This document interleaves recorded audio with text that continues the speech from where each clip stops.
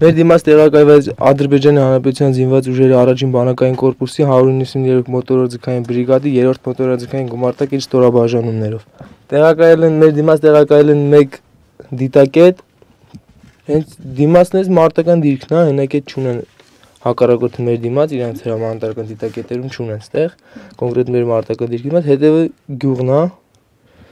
ադրբեջանցի։ Բոլոր դիրքերից կրակել են, չեն կարողացել մեզ վնաս տալ։ Շատ մեր զինվորները զգոն են եղել, շատ ուշադիր, դրա համար կարողացել են ցանկացած իրենց պատրաստած դիվերսիային հետ ուղարկել։ Մեր զինվորը, մեր հայ զինվորների դուխն այնքան բարձր, անկախ ամեն ինչից մեր հակառակորդի ինչքան տեխնիկա, զորամ, ինչքան ուժեղ է, մեր համար միևնույն է։ Մենք միշտ կանելու ենք այնքան, մինչև մեր կյանքի գնով։ Այնքան մենք պահելու մեր հողերը, մինչև մեր կյանքի գնով։ Կապ չունի հակառակորդը, այսօր ինչն է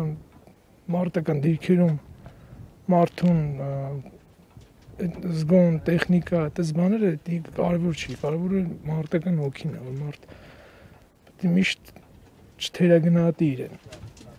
Միշտ չթերագնահատի իրեն, ինչու որտեղ հակառակորդը այսօր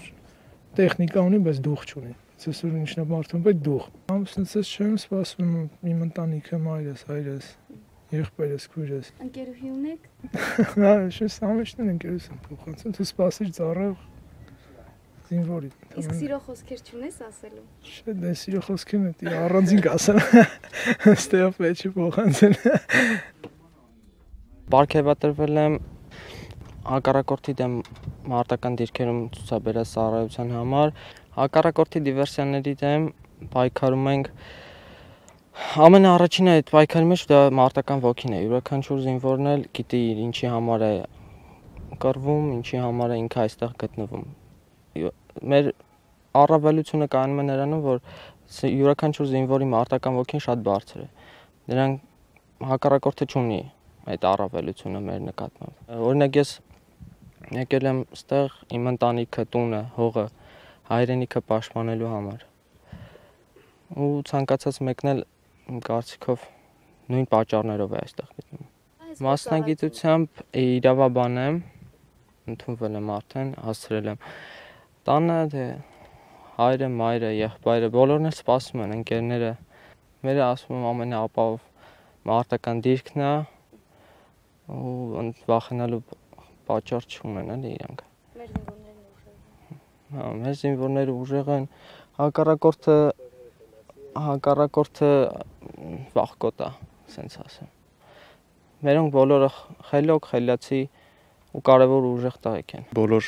զինվորության ծնողներին կցանկանամ համբերություն։ Եթե համբեր են, հանգիստ կլինեն ակամայից, որտեվ ընդհանուր առմամբ այստեղ տենց վտանգ չկա, ինչքանով որ մարդիկ առաջահայացքից են մտածում։ Ուղղակի որ արդեն իրանց երեխան իրանց կողքը չի, տենց բնազդաբար ծնողի ոգին նենց է, որ ինքը ուղղակի անհանգստանում է իր երեխայի համար, որ այդ բան իր կողքը չի, ինքը չի գիտի կոնկրետ որտեղ է ինքը հիմա գտնվում, չի պատկերացնում ստեի ծառայության բնույթը, դրա համար անհանգստանում է։ Սադրիչ գործողություններից հետո զինվորի հոգեբանությունը ավելի է կայունանում, ինքը դուխը իր ավելի է բարձրանում ու ինքը ավելի հաստատուն է լինում իր քայլերի մեջ։ Նա այս վերջ իրադարձություններն էլ վառապացույց եղան նրան, որ հայ զինվորին կոնկրետ կոտրելը անհնար է։ Իսկ եթե Աստված միացե պատերազմ լինի, մերոնք ինչ կանեն։ Միանշանակ ջախջախիչ հաղթանակ կտան։ Ոնց որ ասեց մեր պաշտպանության բանակի հրամանատար Մովսես Հակոբյանը իր ելույթներից մեկում նա ասաց, որ եթե նույնիսկ ինչ-որ կռիվ պատերազմ սկսվի, Ադրբեջանը միայն կորցնելու է, ոչ մի բան չի կարողանալու ձեռք բերի։ Զուտ մենակ նրա համար, որ իրանց այդ ոգին, դուխը իրանց այդքան ցածր է համեմատաբար մերինից։